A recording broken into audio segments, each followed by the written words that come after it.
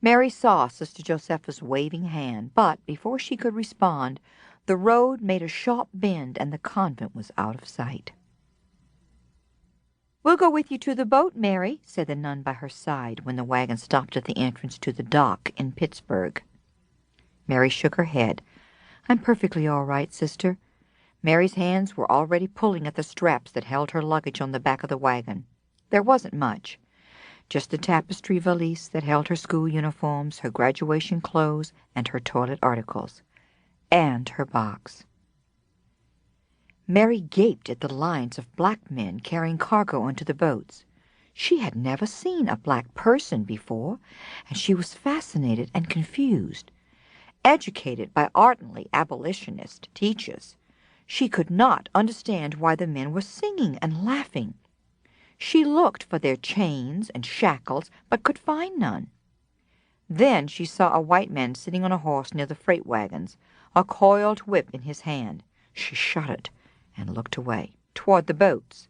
There were 3, each larger and more dazzling than the next.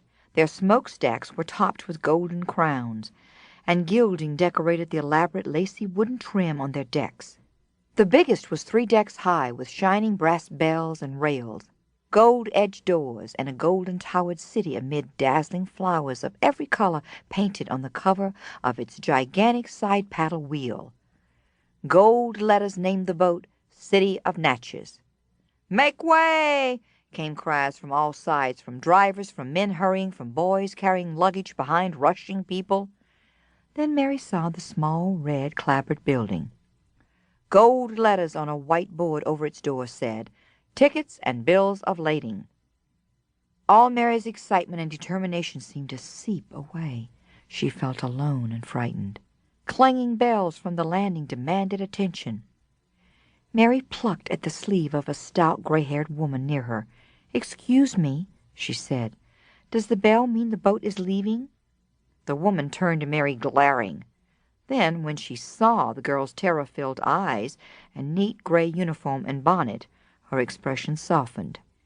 "That's what they claim it means, but don't let it worry you. I've known 'em to rush everybody on board by 11 in the morning and then sit there loading freight until 4 in the afternoon. This is your first trip downriver, and all by yourself?" "Yes, ma'am," Mary admitted. "My father just died," Mary hurried to explain, "and I'm going to my grandmother in New Orleans. She's all I've got now. My mother's been dead a long time." "You poor lamb!" The woman's voice was thick with sympathy. "You just stay with me, dear. Mrs. Watson's my name. I know the ropes of this river as good as any boat captain, and what I don't know, Mr. Watson does. He's up there at the desk, making sure we get the best accommodations. Give me your ticket money, and I'll take it to him. He'll see you don't get short-changed. Then he'll escort us on board." "Thank you so much, Mrs. Watson." Mary fumbled in her pocket and drew out the folded banknotes her father had sent with the wooden box. "I don't know how much the ticket cost," she said. "Bless your innocent heart, child. Don't go around handing strangers all your money. The ticket's not nearly that much. I'll tell Mr. Watson to keep the rest safe for you." A short distance away, a lavishly plumed woman turned her back in disgust.